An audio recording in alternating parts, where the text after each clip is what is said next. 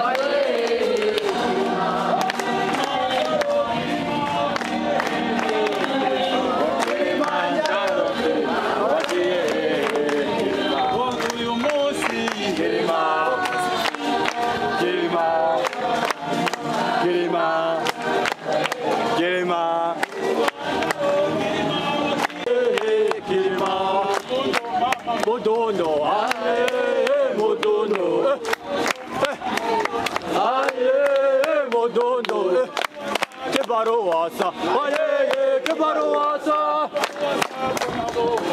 Oye, que baruasa. Oye, que baruasa.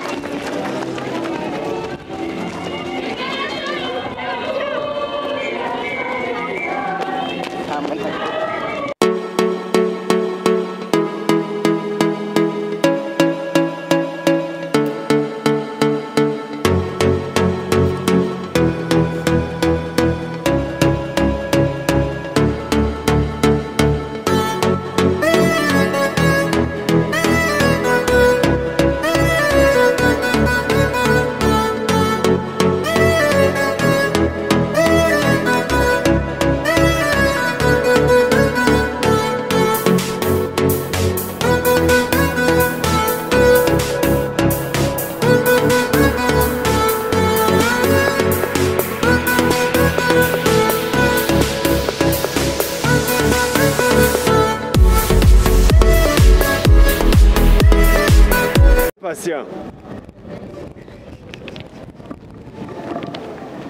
Mon front est veillé.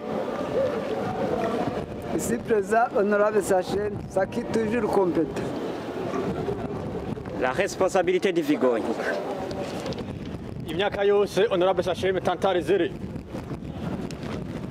Zébi conscient. Dauphin Assidi. Pour des siècles, ici devant vous, à 14 Centrepi. Beira affranchi. Djeira téméraire. Kazarka Gensea. Irbis créatif. Souri accommode.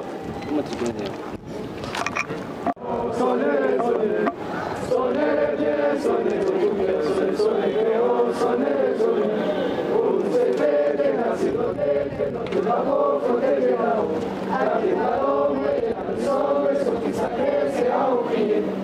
na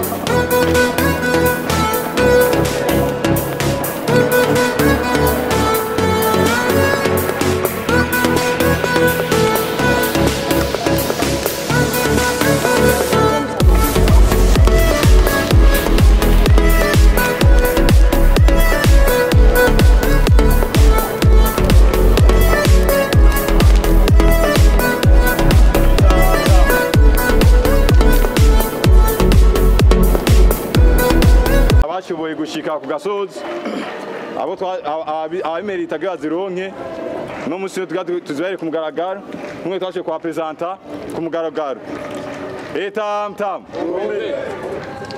arakazagi armeri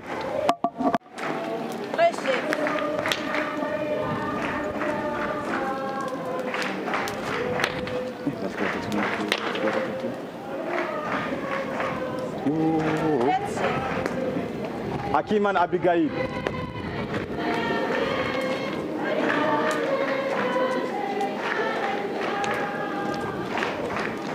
Chef.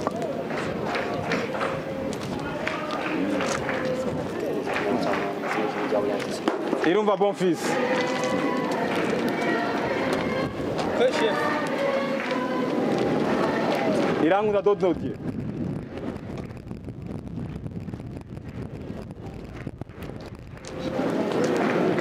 Iteka Alex. Hey, chef.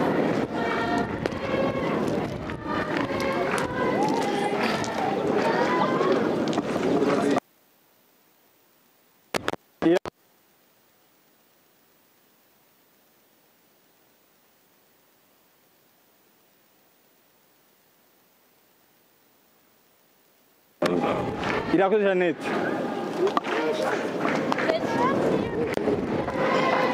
Niyonkuru Patrick.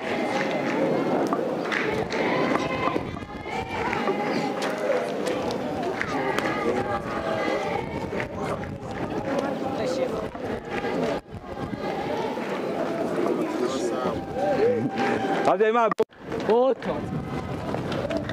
Rep. Scout toujours.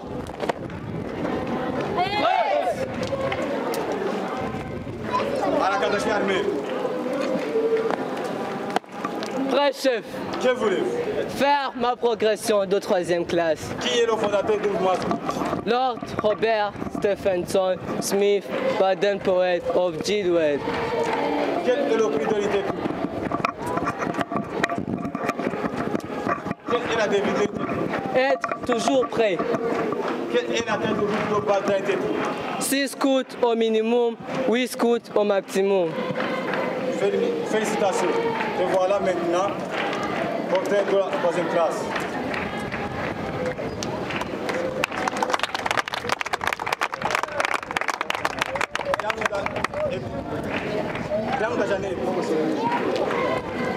Prête, chef. Que voulez-vous? Faire ma progression de 3e classe. Qui est le fondateur du mouvement Scout? Lord Robert Stephenson Smith, Baden Poet of Gilwell. Quelle est la devise de l'unité? Être toujours prête. Smith, Baden Poet of Gilwell. Quelle est la devise de l'unité troupe? Être toujours prête. Quelle la taille de groupe de base de l'unité troupe? 6 scouts au minimum et 8 scouts au maximum. Félicitations. Te voilà maintenant porteur de l'insigne de 3e classe. Patrick, Nyonguru Patrick. Prêt, chef. Que voulez-vous? Faire ma progression de 3e classe. Qui est le fondateur du mouvement Scout? Lord Robert Stevenson, Smith, Baden-Powell of Gilwell. Quel est le cri? Quelle est la devise de groupe de... Quelle est la devise de l'unité troupe? Il a dit qu'on a donné d'autres. Prêt, chef, Que voulez-vous? faire ma progression de 3e classe. Qui est le fondateur de mouvement scout? Lord Robert Stephenson Smith Baden-Powell of Gilwell. Quelle est la devise de l'unité troupe? Être toujours prêt. Quelle est la taille de groupe de base de l'unité troupe? 6 scouts au minimum, 8 scouts au maximum. Félicitations.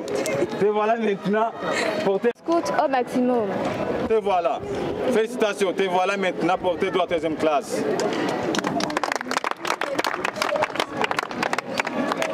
Sengiumva Fabrice. Très chef, Que voulez-vous? faire ma progression de 3e classe.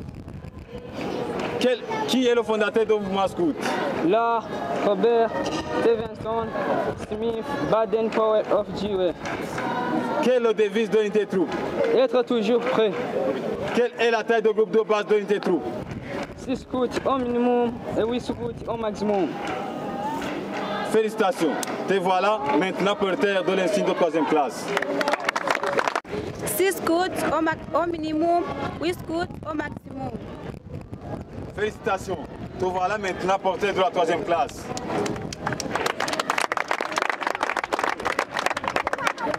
Akiman Abigail. Prêt, chef. Que voulez-vous? Faire ma progression de 3e classe. Qui est le fondateur du mouvement scout? Lord Robert Stephenson Smith Baden-Powell of Gilwell. Quelle est la devise de l'unité troupe? Être toujours prête. Si mon nom est dès que Christ est m'éblis, je m'engage à servir la communauté, tant nationale qu'internationale, à faire connaître et perpétuer. Si mon nom est dès que Christ est m'éblis, je m'engage à servir la communauté, tant nationale qu'internationale, à faire connaître et perpétuer.